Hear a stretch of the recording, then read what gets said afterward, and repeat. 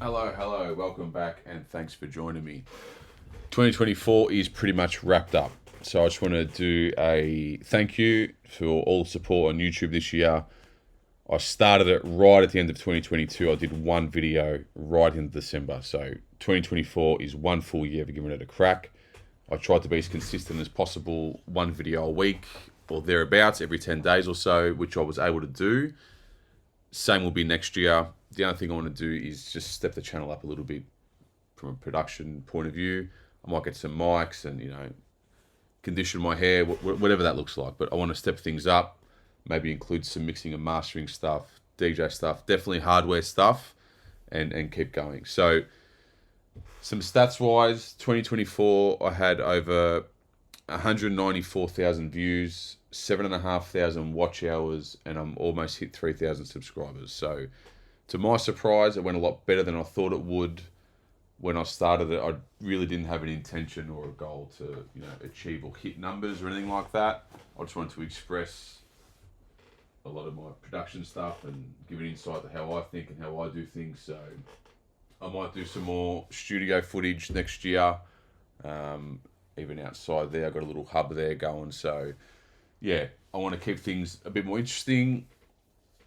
And I don't want to be, I want to make it as efficient and as beneficial for you guys as possible. So coming up with weekly content can be challenging sometimes. Send me a message, an email, a DM, whatever you want. Give me topics, give me ideas. Let's chat, because I'm always looking for new tools, ways, and collaborating in all ways possible. So just a quick one from me. I've compiled a little greatest hits, if you will, of the most popular videos from the channel this year. Check it out. I hope you like it. Thanks for the support this year, and we'll see you next year. Arrivederci. I want to turn this on. This is just a preset called Batman Says C Sharp. Let's hear it.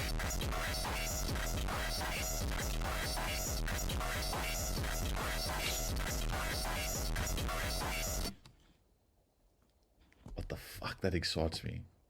I'm just playing. Let me have fun. Let's have a listen.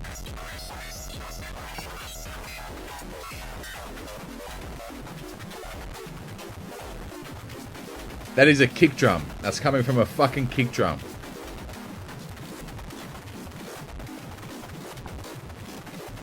Scale snap. What I did notice, though, check this, right? So when I click on Flux Resonator, this automation that we're seeing, when you click on it, you can drag and draw in what you like. And then here, it's got presets. So mirror, you can, fuck. Here we go, what's this? Roll points left, roll points right. This is fucking cooked. A little bit too high.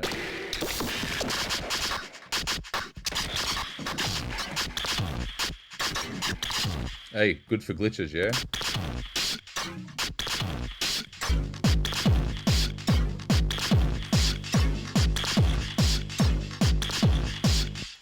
TMX, tightrope quick. There we go. What's his? Tom's.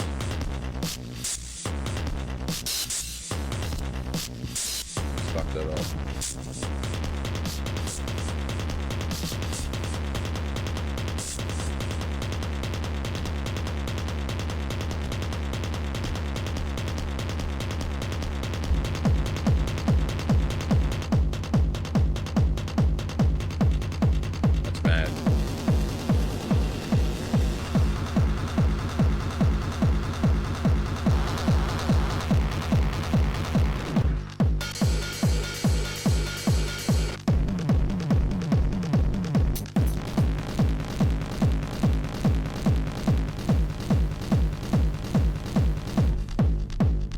So yeah, I'm getting a bit excited, so I'm not going to keep rambling on, but you get the idea.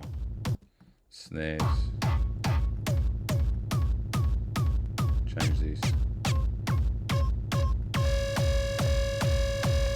I'd use that.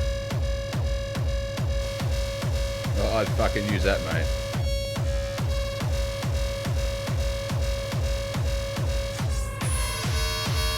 Woo!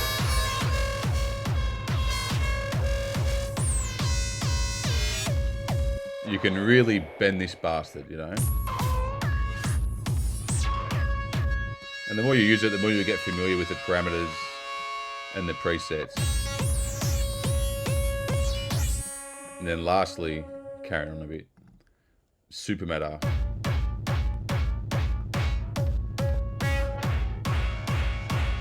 I mean, that's out of the box, right? We haven't distorted or processed yet.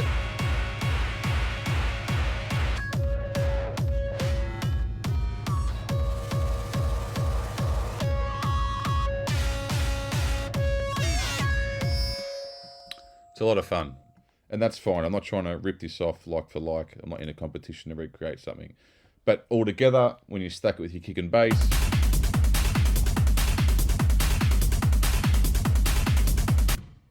I would then loop it out, Command J, and I got my whole loop. The good thing about this is the MIDI part of it, especially if you're using stock stuff from Ableton, you could also do this with your own drum rack. You can just throw on a drum rack, you have all the slots empty, and you can be a bit more specific and take your time to drag and drop sounds you already might have in a library that are going to resonate with you, or even your favorite sample pack that you might reach to. But I like, and I do that too, but some of these Ableton stock kits are just unreal, as you can hear there. It's good to go. Another good kit for this style or genre is the Congo ABC. You know, it's got those tribal drum sounds in there already. And if I just solo this, I didn't include it in. I just did set it up though to show you how cool those kits are. That's no processing. That's just a few notes that are getting triggered. Started with that offbeat bass. But of course, you know, we can turn this up. I've got the capitator.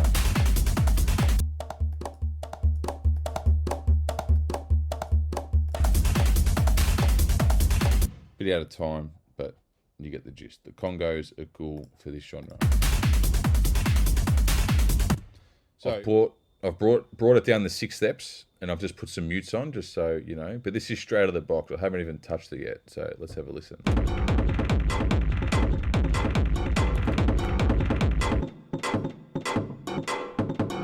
Now, as you know, out of the box, I personally love it. It's good to go, but we've got the random button on both the sequencer and the random button on all the preset macros within the drum rack itself.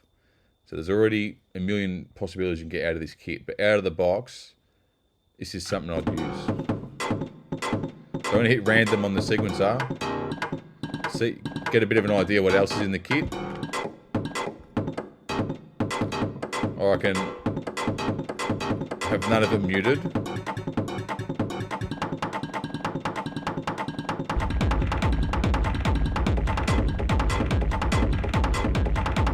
That's no processing, no saturation, no distortion. It's fucking mad. Another way I use this is I'll resample it and just play live with it without the kick. It's like I'd hit resample now, let it go through and just, you know, rip all those out.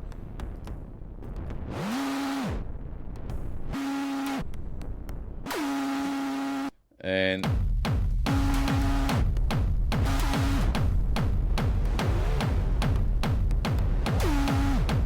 wild. And that's no extra processing. This is all within Musical. So on top of that, if we go back to a more percussive sound, phone distortion, dropped this last week, it's free.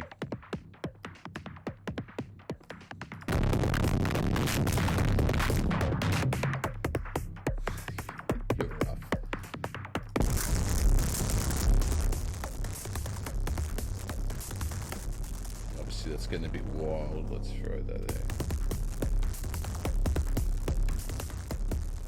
Bass heavy, but just examples.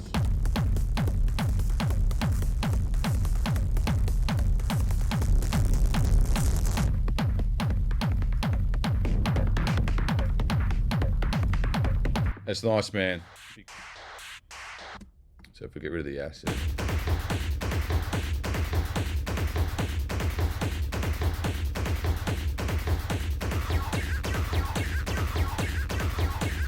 You can really create a solid sounding track because everything's following each other. But then what I would do is I'd duplicate. I know it's going to be messy now. Let's fuck that off. So this is acid. We'll call this groove. Let's say clap. We know that's a hat loop. What I will do then here, going back to this kick,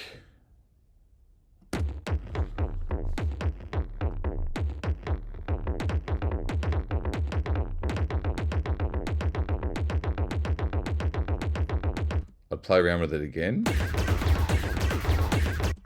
Because if I like it better, what I could do is I could switch out that main groove, leave the acid, hat, and clap following itself, and then sort of make it a bit unusual by then having a different main groove. So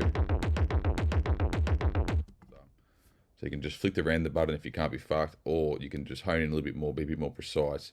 You can change the octaves velocity, and you can dial in the note amount as well. On top of that, you can go right into the transient and beat region, and same as the warping section of your beats and textures, on top of your processing, like your creative stuff, delay, reverb, whatever. Yeah, that's fucking mad. Let's have a listen to solo. You can get away with that. You know, but then freezing to audio, side chaining it a bit further, manipulating a bit further. You can go anywhere. But lastly, if none of that's working, change the fucking material.